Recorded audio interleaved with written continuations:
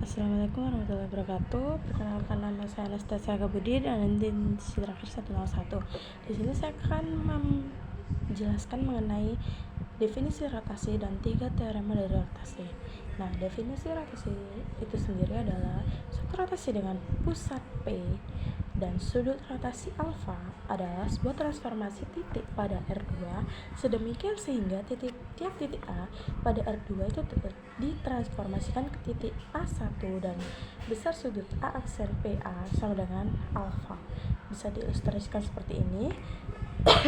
Sehingga untuk dapat melakukan rotasi atau putaran ini tuh harus ada atau ditentukan dulu sebuah titik sebagai pusat putaran dan sebuah sudut sebagai sudut putaran. Nah, rotasi dengan pusat P dan sudut A itu dapat ditulis dengan RP, A.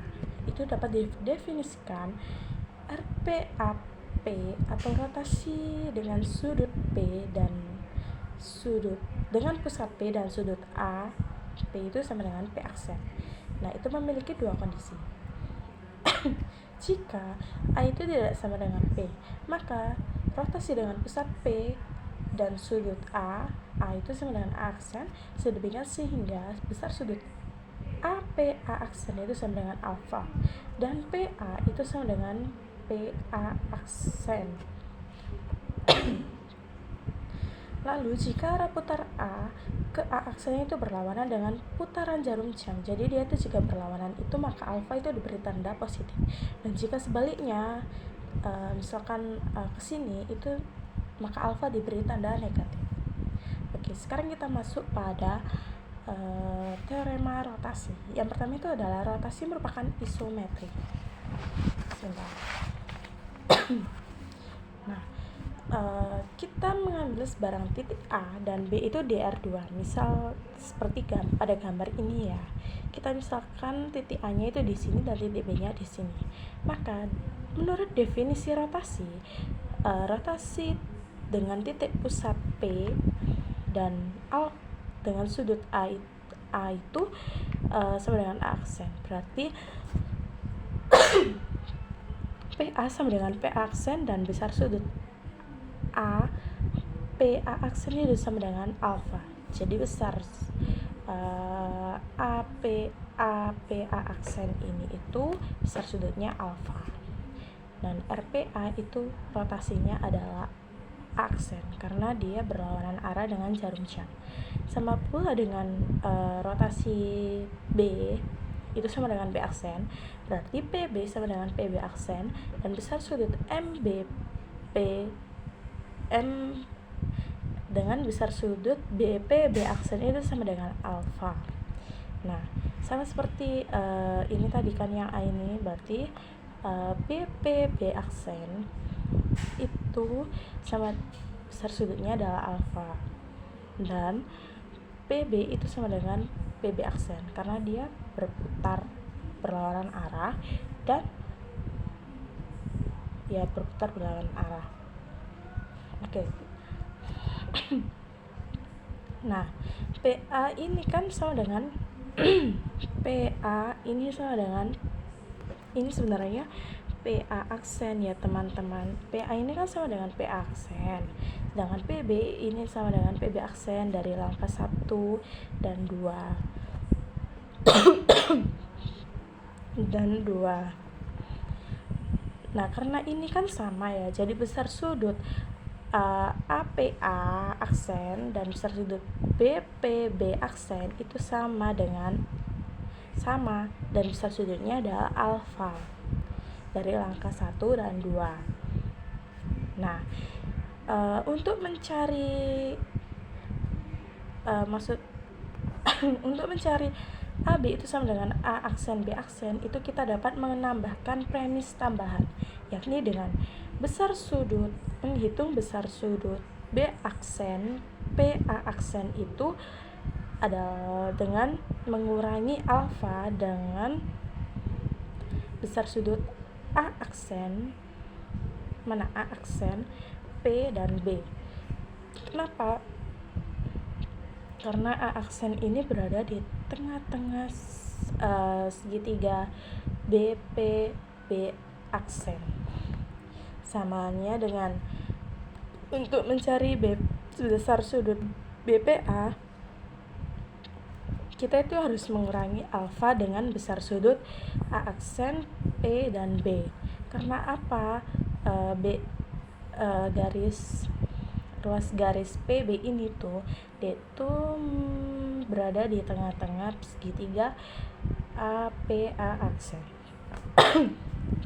Nah, karena dari dua langkah tersebut itu tadi, maka besar sudut B aksen PA P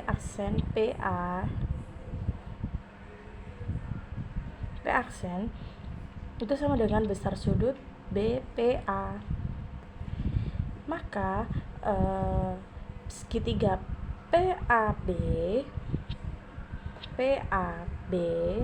itu sama dengan itu kongruen dengan segitiga PA aksen PA aksen B aksen, karena dia sama, sehingga kita dapat membuktikan bahwa AB itu sama dengan A aksen AB itu sama dengan A aksen B aksen, seperti itu.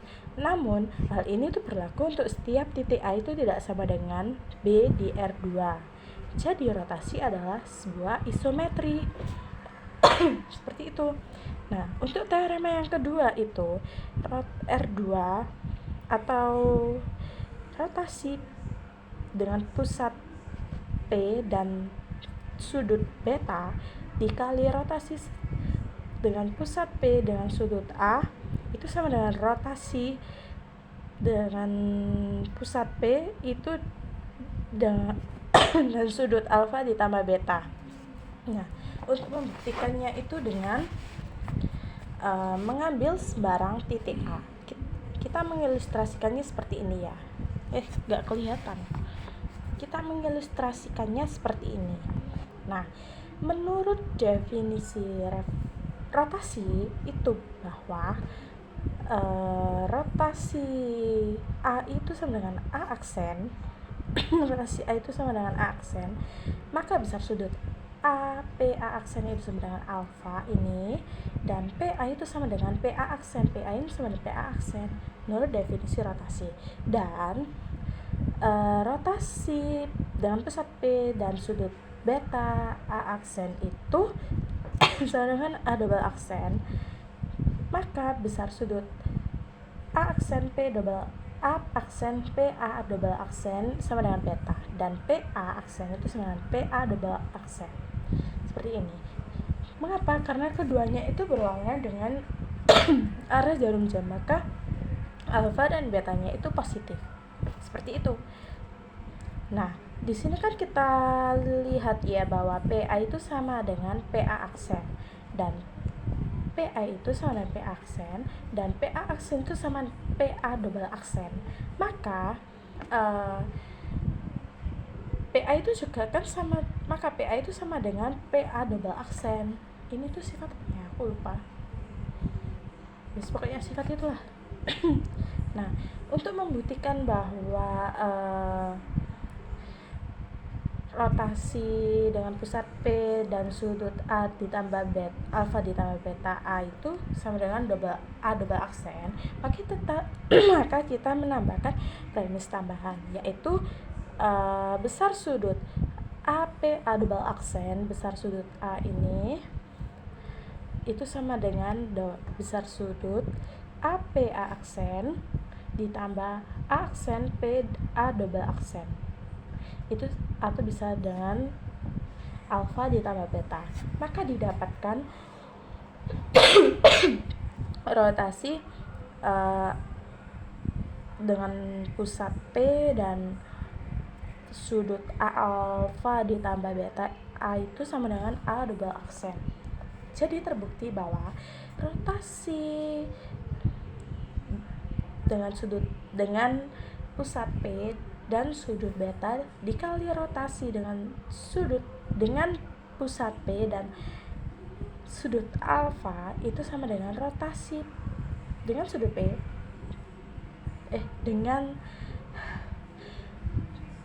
dengan pusat P dan sudut alfa ditambah beta, seperti itu. Lalu selanjutnya, teorema selanjutnya,